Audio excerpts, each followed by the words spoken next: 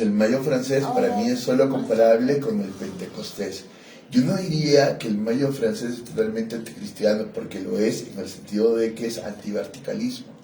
Pero no, si nosotros entendemos realmente, esto es la manifestación más cristiana que puede haber. Paz, amor, abro mi corazón, el otro viene a ser mi hermano, vivo en comunas, entro en reconciliación con la tierra, con toda la ecología, con toda la naturaleza.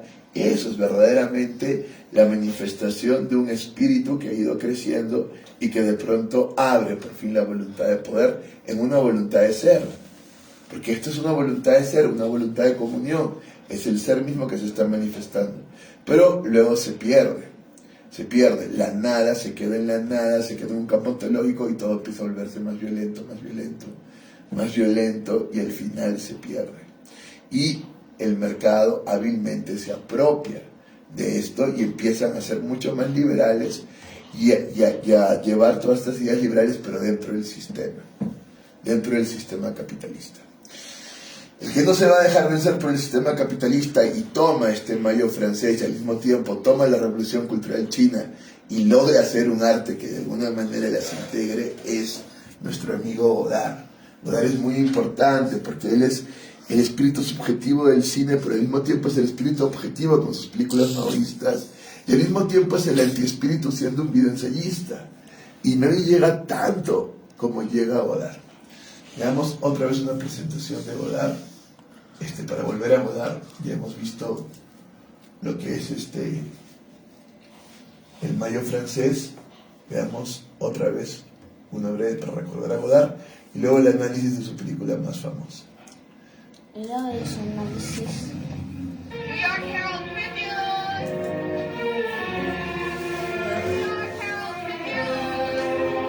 Est-ce que tu m'accompagnes, Harold? Oui, c'est idiot, je t'aime. Una Mais pistola de una chica en cine por Emilio Godard. Vous venez d'où? Monte-Carlo? Non, de Marseille. Je vais rester samedi. Esa chica es muy bonita. Sí, pero es porque también Godard la registra muy bien.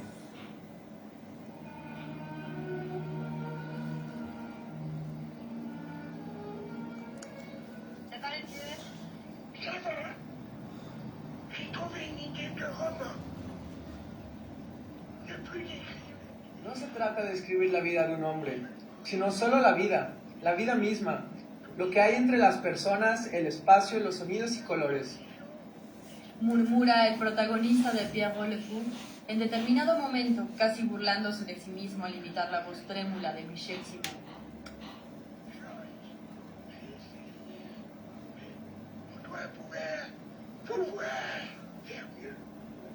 Jean-Luc Godard nació un 3 de diciembre de 1930 en la bella ciudad de París. Vivió toda su infancia en Suiza, pero durante su adolescencia regresa a París y estudia etnología. Durante esta época, descubre su pasión por el cine. A la edad de 22 años, empezó a trabajar como crítico cinematográfico en la revista altamente reconocida Cahiers du Cinéma, en donde utilizaba el seudónimo de Hans Lucas. En 1954, graba su primer cortometraje en Suiza, Operación Breton. En 1959, comenzó a grabar su primer largometraje, que ganó el Oso de Plata a la mejor dirección en el Festival Internacional de Cine de Berlín de 1960 y también el premio de la crítica alemana a la mejor fotografía. Godard ha creado un cine primordialmente antipoético, entre cuyos principales modelos literarios se cuenta el ensayo en prosa. Godard ha llegado a decir: Me considero... Godard no ha otorgado al lenguaje un puesto que ningún otro director le concedió antes. El tema de su cine es el lenguaje mismo. Es el primer director que incorpora algunos elementos contingentes del momento social específico en sus películas. A veces los convierte en el encuadre de este. Godard propone una nueva concepción del punto de vista y delimita la posibilidad de filmar películas en primera persona. Godard utiliza principio, nudo y desenlace, pero no necesariamente en ese orden. Lo que quiere demostrar es que ningún material es, por naturaleza, imposible de asimilar. trata de representar o encarnar ideas abstractas como ningún cineasta lo ha hecho antes que él. La obra de Godard merece, o más bien exige, que se la vea íntegramente.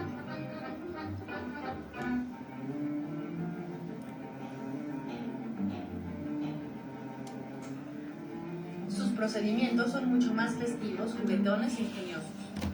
Godard tiene el coraje de simplificarse a sí mismo. Esta cualidad simplificadora que manifiesta con generosidad para con su público, pero al mismo tiempo como una agresión contra este. Su energía ingente, su predisposición a asumir riesgos, el singular individualismo con que domina el arte monopólico y drásticamente comercializado, es lo que caracteriza a Godard. Utiliza el método narrativo, pero no es partícipe de la literalidad y la dependencia psicológica que la mayoría de las personas asocian con la novela seria. Para muchos espectadores, las películas de Godard son enigmáticas, porque modifican los convencionalismos de la ficción en prosa que subyacen en la tradición rectora del cine. Es partidario de otra revolución cultural y exhorta al artista pensador a sustentar múltiples puntos de vista frente a cualquier material.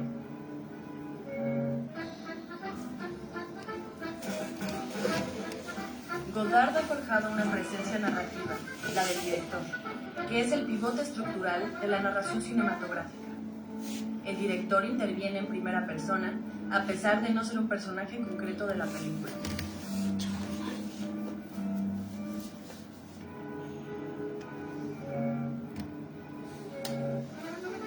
Utiliza la denuncia sociológica dentro de sus películas. El arte de Godard consiste en que el valor final de cada una de sus películas procede del lugar que ocupa en la labor de toda una vida. Cada película es un fragmento que arroja luz sobre los otros. Se caracteriza por su esfuerzo de hibridación. Trata de crear mezclas despreocupadas de tonalidades, temas y técnicas narrativas.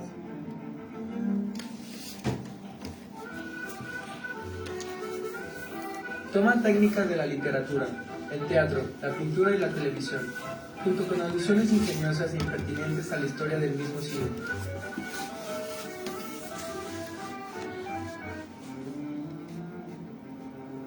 Es probablemente el primer director que se dedica al cine en el ámbito de la producción comercial con un propósito explícitamente crítico. Las películas de Godard son sencillamente lo que son y también son acontecimientos que empujan a su público a reconsiderar el sentido y la magnitud del arte que presentan. No solo son obras de arte, sino actividades meta-artísticas encaminadas a recomponer la sensibilidad total del público.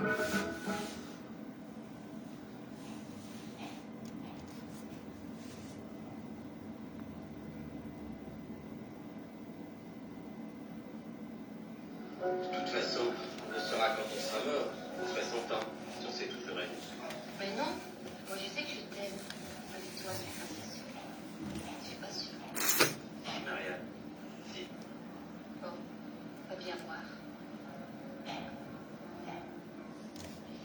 Godard argumenta que los libros y otros vehículos de la conciencia cultural forman parte del mundo y por tanto pertenecen al cine.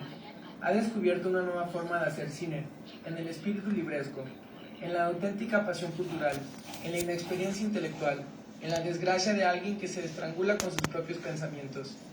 Godard hace caso omiso a explicar las cosas tanto como parezca necesario, y suministra motivaciones simplistas o los deja a menudo sin explicar. Muchas veces las acciones son pocas y no desembocan a ninguna consecuencia, y de cuando en cuando el diálogo mismo no es del todo audible. Parece comedia. A esta altura de la obra de Godard, el problema del lenguaje parece haberse convertido en su principal fuente de inspiración. Se oculta una obsesión por la duplicidad y trivialidad del lenguaje, en que en todas sus películas hay una voz que habla. Esta es una voz que cuestiona todas las voces. La contrapartida de la actividad de los personajes de las películas de Godard está en una insatisfacción manifiesta por las limitaciones y los estereotipos de las acciones.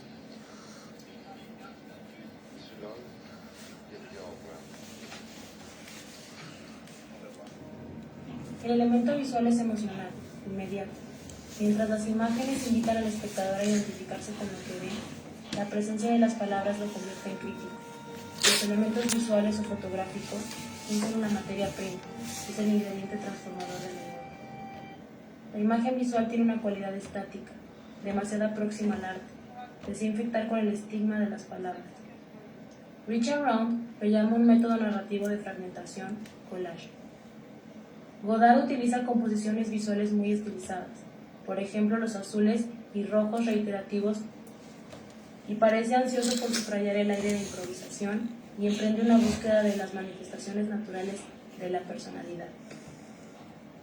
La mayoría de sus películas producen una impresión de velocidad que a veces lidia con el apresuramiento.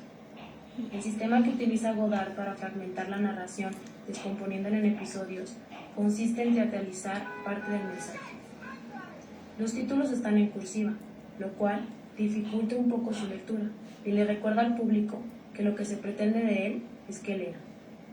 Entre otros recursos, Godard pone a sus personajes a contar las declaraciones de cara a la cámara. Godard intercala en la pantalla resúmenes introductorios de cada escena que describen la acción subsiguiente. Tal como se menciona en el libro Estilos Radicales de Susan Sontag, esta esquizofrenia de la carne y del alma es la amenaza que inspira la preocupación de Godard por el lenguaje y la que le impone los términos dolorosos e introspectivos de su arte inquieto.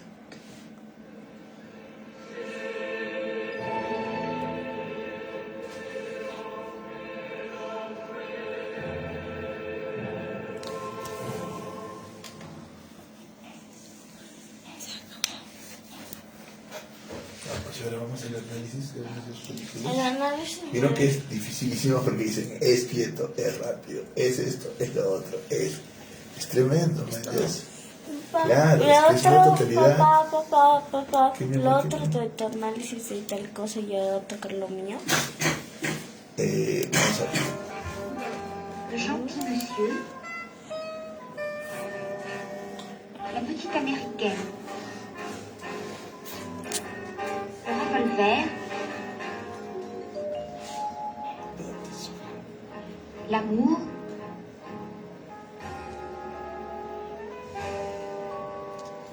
à bout de souffle. Es una película enormemente conocida, una de las películas sobre las que más se ha escrito en la historia del cine y parte de una anécdota argumentalmente muy sencilla.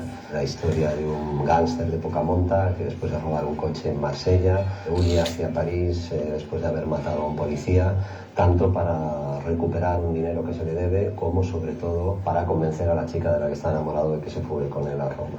A partir de esta anécdota, que se podría decir que es incluso banal, Godard construyó una de las películas de dimensión mítica más grande que han existido jamás, ¿no? Ocupa, por lo tanto, un lugar central en la modernidad y es más de 50 años después todavía sigue apareciendo como una película extraordinariamente fresca e incluso innovadora. La película tiene un presupuesto realmente reducidísimo para la época. Se rodó en 20 días exactos de rodaje, distribuidos de un modo discontinuo a lo largo de un mes, con un equipo súper reducido, que en algunas ocasiones era prácticamente Godard y el cámara, sin sonido directo. Toda la película fue sonorizada y doblada y mezclada posteriormente, y a veces sin ni siquiera tiempo para preparar o para reflexionar sobre lo que se estaba haciendo era lo correcto, ¿no? Lo cual determinó un modo de dirigir a los actores también extraordinariamente novedoso. Godard llegó a susurrar las líneas de diálogo que tenía que decir la actriz en los momentos previos a la toma, y en otras ocasiones le daba el diálogo prácticamente al despertarse del mismo día donde tenía que rodar, ¿no? Esto le da a la propia dinámica de la película una agilidad y una fluidez prácticamente incomparables, ¿no? Que a veces no se tiene en cuenta que toda esa innovación que hubo a través del gran fotógrafo Coutard, del uso de la luz natural y de los movimientos de cámara en sillas de ruedas o llevado en cámara al hombro, que fue copiado masivamente luego en todo el cine posterior, fue una cosa que en principio fue determinada por las propias condiciones en las que se hizo el film. Es decir, que Godard supo revertir una característica negativa en algo que se convirtió en muy positivo para la película y para todo el cine en general. La otra cuestión que tiene que ver con las rupturas del lenguaje y las innovaciones de Al final de la escapada vienen precedidas por el amplio conocimiento que Godard tenía de la historia del cine. Vous n'avez rien contre la jeunesse. Si, moi j'aime bien les vieux. Y así pues es evidente que hay referencias inmediatas que uno ve casi en algunos planos de modo directo, ¿no? El Murnau, Ophuls, el modo de usar la luz o de mover la cámara. Por citar algunos ejemplos, la secuencia del cine con su uso intermitente de la luz sobre la pareja, que expresa también la inestabilidad emocional que tienen al encenderse y apagar la luz, que es el reflejo de la proyección en sus rostros, o en torno a los movimientos de cámara, los increíbles movimientos circulares fluyendo alrededor de un personaje que parece no poder abandonar esa dimensión circular, esos movimientos de ida y vuelta que atrapan a los personajes en una situación, anticipando uno de los conceptos que aportaría posteriormente a la historia del cine, que es el del plano jaula, aunque esto ya es en la segunda mitad de los 60, ¿no? Pero realmente es sobre todo en el uso del sonido y del montaje donde las ideas de transformación del lenguaje cinematográfico de esta película son más descomunales, ¿no? En el sonido encontramos un uso de la mezcla también desconocido hasta ese momento. Por ejemplo, en la secuencia de la huida, el uso de la mezcla sonora entre la radio, las canciones que canta, los diálogos que va diciendo. La petite n'a pas l'air mal. La jolie twist. Oui, mais l'autre. Oh, après tout, merde, elles sont trop moches. Il n'y a pas d'amour. Hé hé hé. Formaban un primer embrión caótico que fue el desarrollo que posteriormente transformaría a lo largo de los años 60 y 70 hasta las grandes rupturas de los años 80, donde puso patas arriba todo el concepto de sonido tal y como existe y que todavía sigue siendo un elemento de una fuerza vanguardista inasimilable por el cine en su conjunto. En la secuencia de la casa, justo antes del final de la película, donde hay tres estadios, por decirlo así, en los diálogos de los personajes, ¿no? La pareja protagonista, formada por Jean Seberg y Jean-Paul Belmondo, tiene un primer estadio donde dialogan en el mismo plano, estableciendo una continuidad perfecta y una armonía perfecta entre lo que es la relación de imagen y sonido. Je pense à quelque chose. Estoy pensando en algo. ¿En qué? J'hésite. Dudo. Quoi faire? ¿Sobre qué? Je ne sais pas. No lo sé. Pasan después a un segundo estadio que sugiere que hay algo que no empieza a funcionar y utiliza un recurso muy sorprendente en aquel momento, que es que vemos la cara de Jean Seberg mientras escuchamos todo el diálogo de Jean-Paul Belmondo y luego vemos la cara de Jean-Paul Belmondo mientras escuchamos todo el diálogo de la chica y luego otra vez así. Pourquoi tu lui as dit bonjour? Mira, ya lo odio, pero la cara de él. Plus amoureuse de lui. La cara de él, Complique ya la lo vie, ma odio. fille. Con lo cual empiezas a sentir una especie de desconexión o de disfunción. El tercer estadio todavía es más radical. Ya no hay diálogo, hay la superposición de dos monólogos que van, digamos, transmitiendo una sensación todavía más caótica y más desconectada del uno al otro justo antes Esto es de la la nada, clásica ¿viste? una Campo decisión que ontológico. supondrá pues, la ruptura definitiva de esa pareja. Je veux que les gens ne s'occupent pas de moi. Mais je suis indépendant. Estás escuchando dos monólogos. Toi, tu y crois, et tu l'es No pas. están hablando, son dos monólogos, son dos cabezas pensando al mismo tiempo. Je te suis supérieur. Pero claro, sin duda lo que le dio una fama increíble a la película fue su audaz concepción del montaje y digamos que el modelo más fascinante son las famosísimas rupturas del raccord o los llamados jumping cuts, que en aquel momento pues eran una verdadera novedad, a pesar de que había habido algunos antecedentes de algunas ideas en algunas películas de Eisenstein en los años 20, ¿no? Recordad el viaje en coche entre Jean-Paul Belmondo y Jean Seberg, una secuencia que en principio tenía que ser una secuencia muy estándar, pero que Godard resuelve de la siguiente manera, ¿no? Introduce un primer plano de Jean-Paul Belmondo y a continuación un contraplano de Jean Seberg, y luego se olvida ya siempre de los planos de Jean-Paul Belmondo y monta consecutivamente 12 contraplanos de Jean Seberg, lo cual da una dimensión absolutamente cambiante, voluble del personaje que es muy adecuada a la sensación que ella tiene en su relación y en sus sentimientos hacia él, ya que no la vemos de un modo único, seguido, fluido, unitario, sino que va transformándose continuamente en otra chica. Aun siendo la misma, te parece una chica y otra chica y otra chica y otra chica porque va haciendo cortes sobre ella misma, ¿no? Recordad que incluso argumentalmente esto tiene una aplicación muy atractiva, ¿no? Ya que la chica a veces dice que le quiere, a veces que no le quiere, a veces quiere estar con él, a veces no. Cuando se entera de que ha matado a un policía, lo primero que hace es dudar, luego decide ayudarlo, miente por él, se arriesga a ir a la cárcel por él, luego le denuncia, luego se arrepiente otra vez y no tiene ya clara la idea con la que tiene que relacionarse con el personaje. O sea que el vato la volvió loca. La frase que Godard dijo cuando le preguntaron cómo había concebido esa manera de montar, ¿no? La contestación de Godard fue una boutade estruendosa, ¿no? Como Jean-Paul Belmondo era más feo que Jean Seberg, dejó todos los planos de Jean Seberg y cortó todos los de Jean-Paul Belmondo. Pero esto evidentemente responde a la manera que Godard tenía de contestar cada vez que se le planteaba una pregunta así, Sí, cierto. de echar pelotas fuera, ¿no? No asumir nunca las digamos, dinámicas reflexivas en las que andaba metido. Claro es que si esto fuera así, no tendría por qué acontecer esto mismo en la llegada de Jean-Paul Belmondo a París, donde todo el montaje es discontinuo, digamos, nervioso, inestable, para introducir la dimensión rota y del horizonte sin futuro y también lleno de desconexiones consigo mismo y con el entorno que tiene el personaje de Jean-Paul Belmondo. Lo que hizo Godard en realidad fue transgredir una regla que era inviolable en aquel momento del llamado cine clásico, que eran las continuidades en el montaje. Y él pensó pues, que se podían hacer vaciados interiores en la secuencia. Esos vaciados interiores no comprometían la comprensión global de esa secuencia y le permitía ahorrar tiempo para volcar entonces en algo que normalmente en las películas no había tiempo para eso. Para decirlo brevemente, Godard sacrificaba lo que es el concepto narrativo o la historia para potenciar la dimensión de los personajes y la película en sí misma.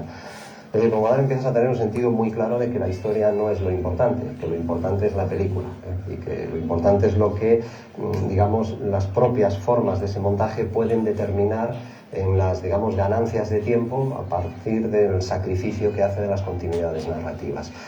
Dicho de otro modo, estos jumping cuts no los utilizó por un concepto de modernidad malentendida, eran pura necesidad expresiva, rigurosa, para aquello que querían transmitir.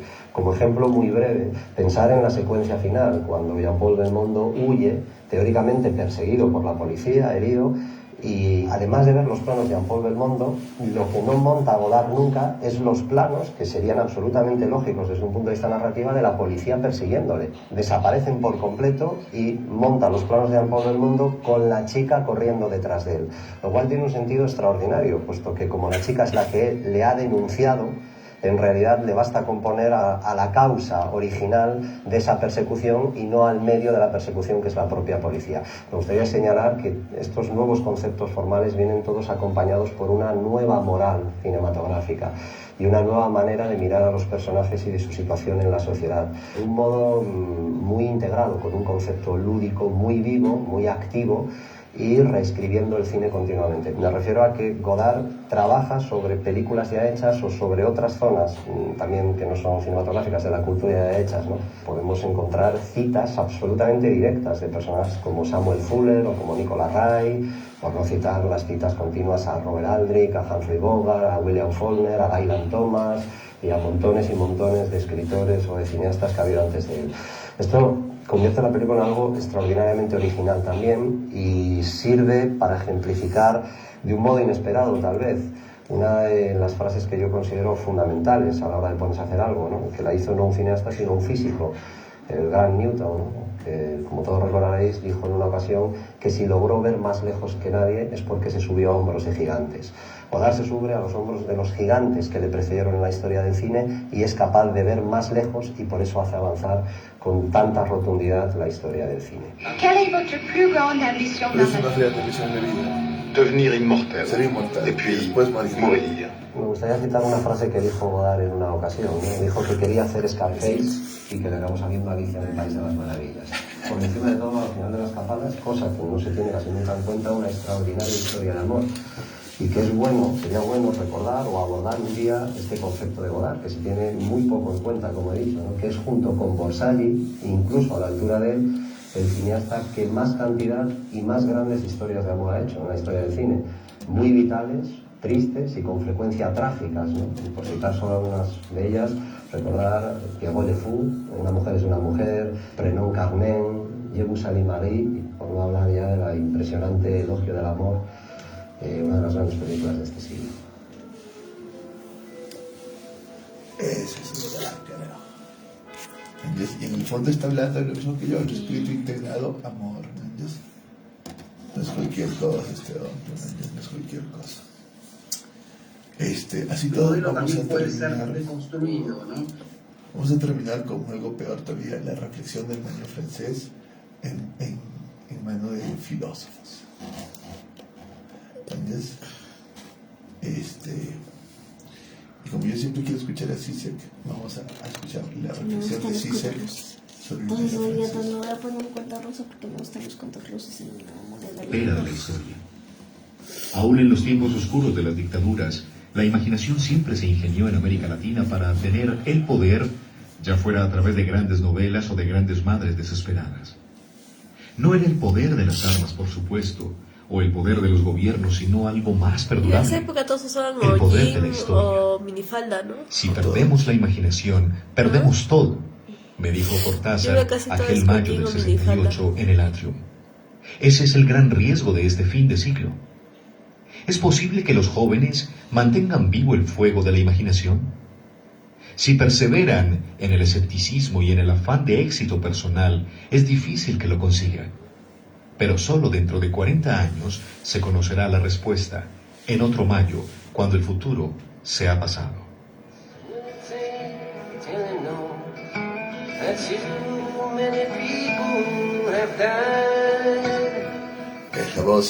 Y ahora al final es el filósofo, sociólogo, psicoanalista y crítico cultural esloveno Slavoj Žižek quien da su versión del mayo cincuentenario.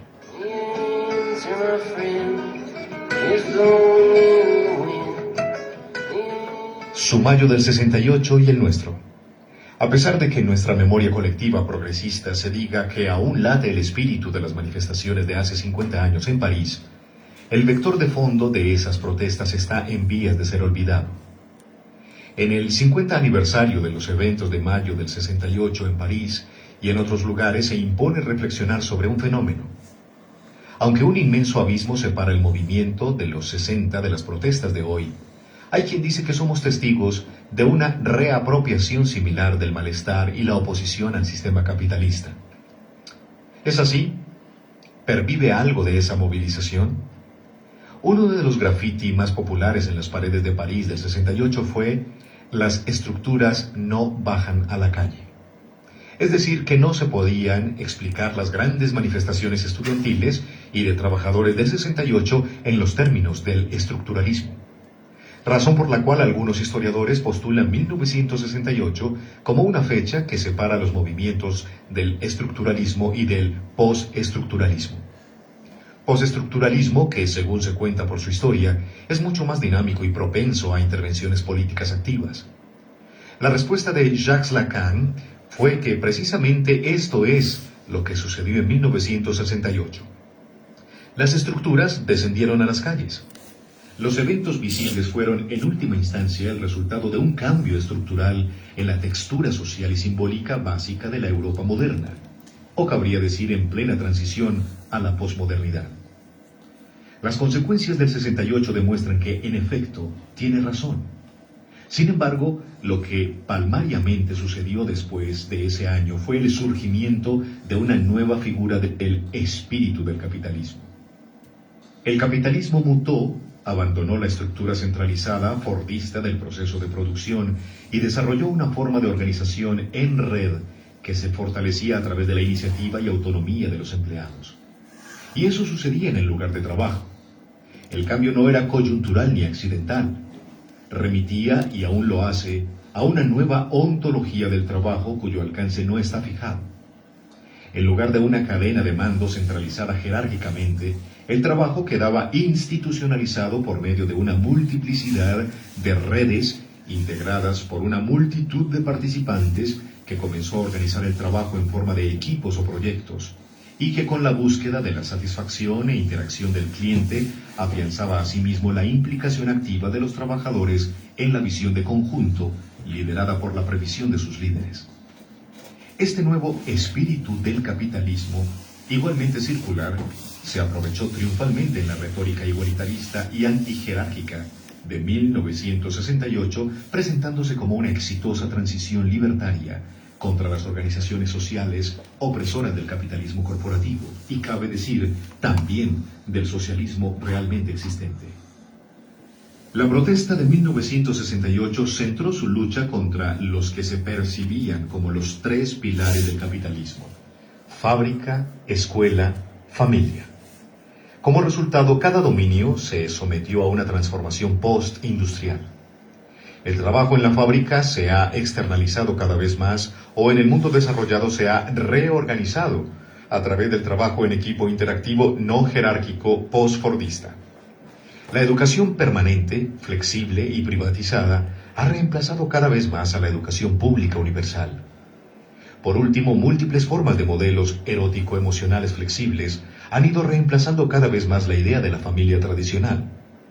Sin embargo, con el paso de los años, se ha constatado que la izquierda ha acabado perdiendo en su propia victoria.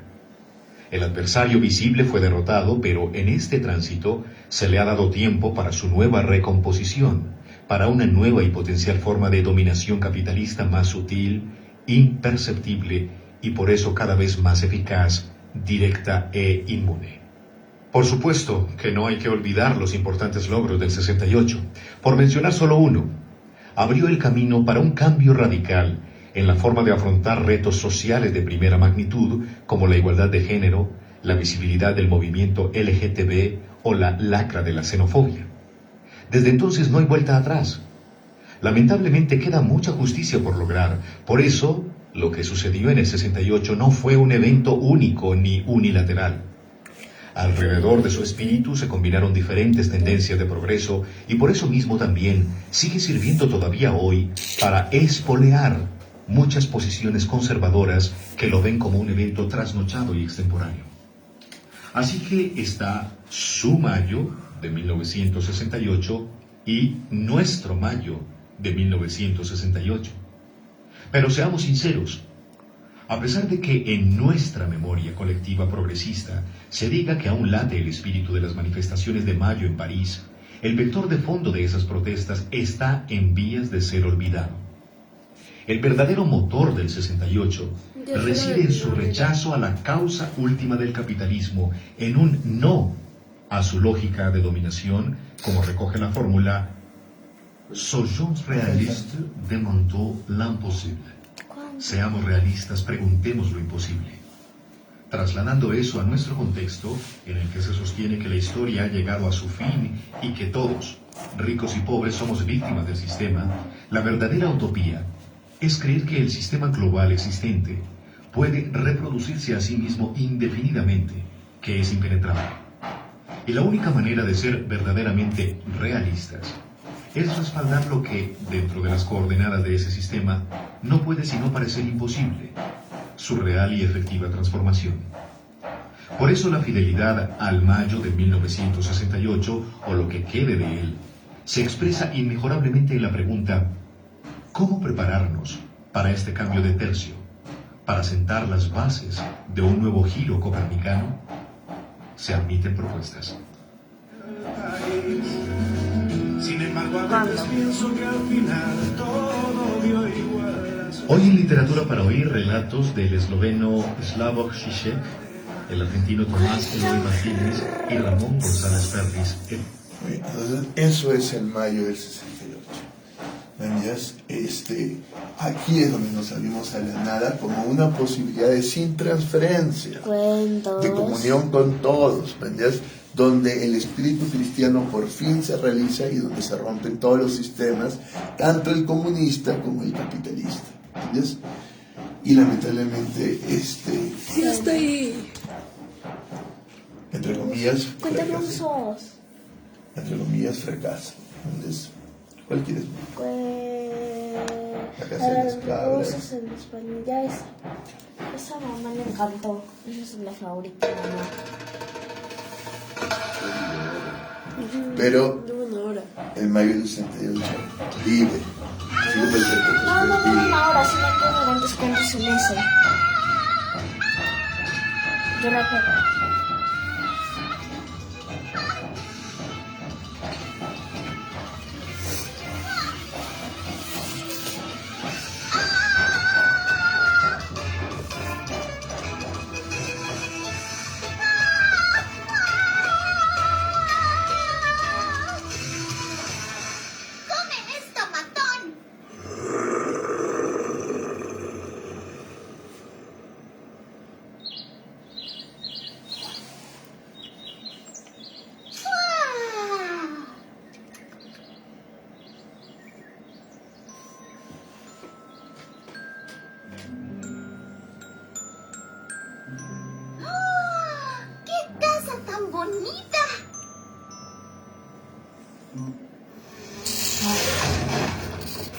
want to ace your paper? Download Grammarly. Are you...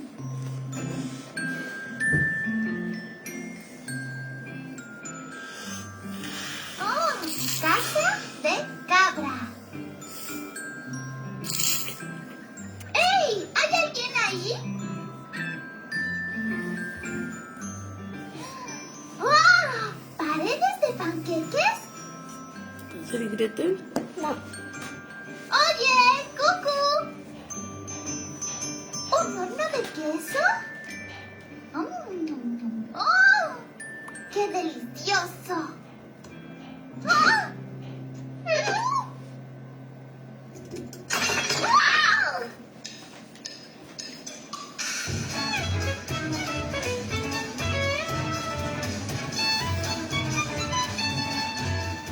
Por el sendero van las cabras maravillas, con brazos y pies de belleza sin igual. Somos cabras y estamos aquí, como libélulas o como polillas. Tiran, tirarán. Si viajas por el mundo y no encuentras nada igual, si viajas por el mundo y no encuentras nada igual,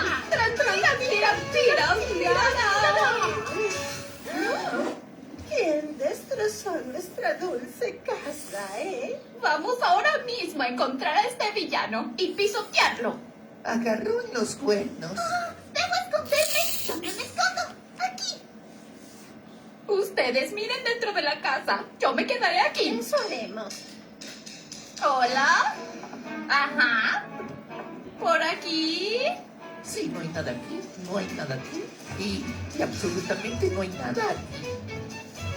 Se comió todo y se fue. Necesitamos arreglar la casa antes de que el sol se vaya.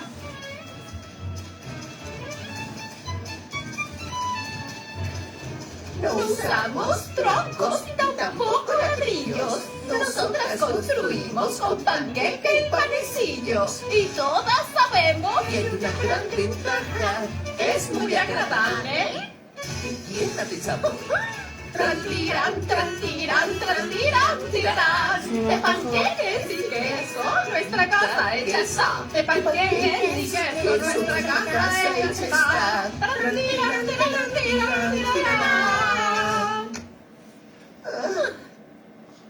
Amigas, ¿y si ese ladrón vuelve? Vamos a mantener una vigilancia estricta.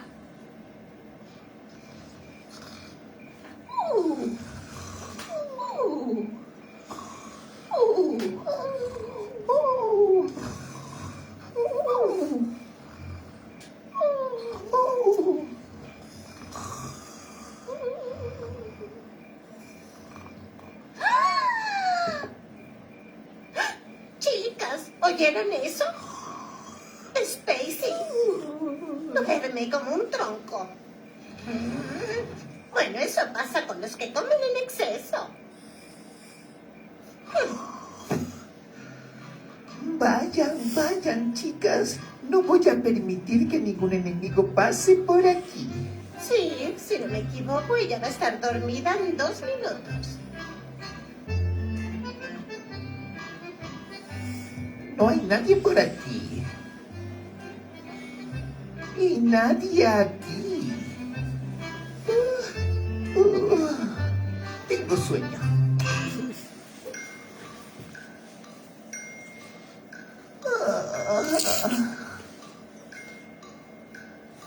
Bueno, el tiempo se detiene. ¡Oh! Tengo una idea. Bye, Bayuski. El sol se ponía. Sueño pesado, dando la bienvenida a una canción de cuna de cabra. Duermen los ojos, duermen los cuernos, duermen las 4 patas.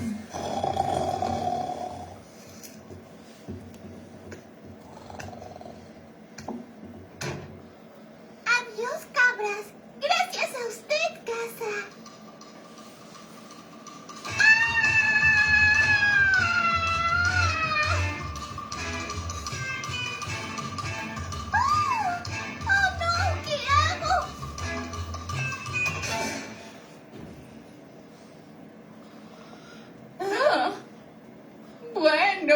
Bueno, cabra, con que ningún enemigo va a pasar. Y yo digo que ahora tendrá que reparar la casa.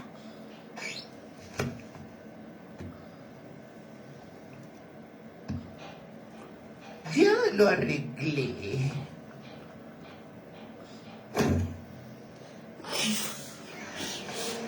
Papá, ¿tú sigues Rudy?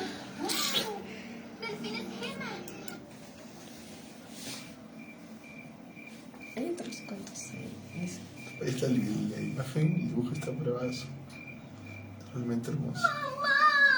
Chicas.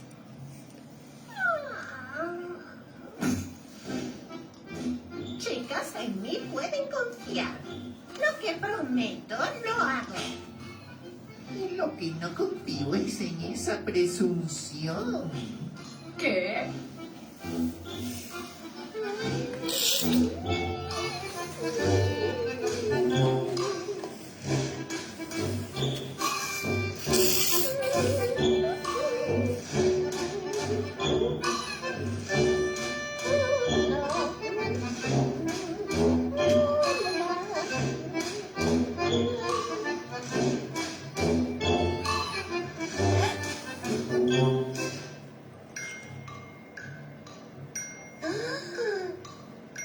Eres hermosa. Bye, bye, Bayuski. El sol se ponía. Sueño pesado, dando la bienvenida a una canción de cuna de cabra. Duermen los ojos, duermen los cuernos, duermen los cuatro patas. ¡Despierta! ¡Despierta! ¡Qué tonta! Sí, como era de esperar. Chicas, solo se me cerraron los ojos, no sé cómo pasó. A la pared le falta un panqueque. Ah. Esto no tiene sentido, idiotas. Yo voy a vigilar mientras se trabaja. Vayan, idiotas, vamos. Vamos a escondernos a ver qué pasa. No veo nada. Bye, bye, bye, Yuki. ¡Ah! El sol se ponía. Sueño pesado, dando la bienvenida a una canción de cuna de cabra. Duermen los ojos, duermen los cuernos, duermen Todo los esto está cuatro funcionando. patas. Ahora mismo.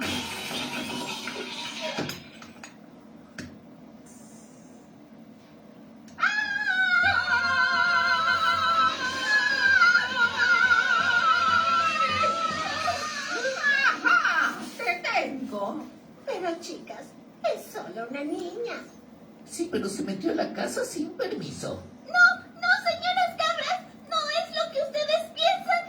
No tengo la intención de nada malo. No tengo casa, no he comido ni bebido en 3 días. Y sus cuernos me asustan. Perdónenme, por favor. No tengo a dónde ir. Comiste nuestra casa y nos engañaste. ¿Y ahora quieres vivir con nosotras? No me parece. ¿Y comiéndose la casa? Eso no me parece tampoco. Y vete mientras tus huesos aún estén intactos.